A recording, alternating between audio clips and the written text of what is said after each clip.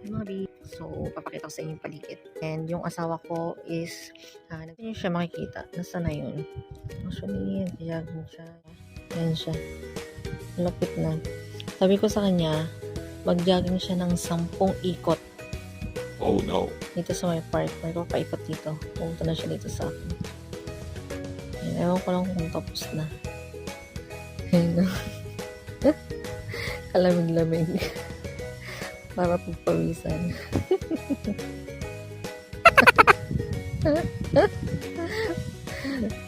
Yan ang trip mo, para daw pagpawisan siya.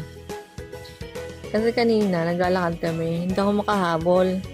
Yung step niya, 2 na sa kanya. Sa akin, 1 pa lang. Huh? Yan. O, 10 ikot yan, mga bi. Yan siya, oh.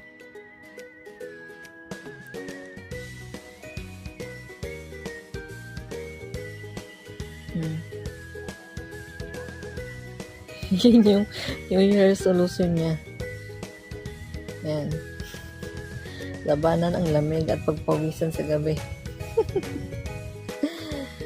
Yan kami, nakaganito kami kanina. Ngayon, sabi ko hindi ako makakahabol kasi malamig. Nasaan na siya? Lakad-lakad muna tayo. So, habang hinihintay siya.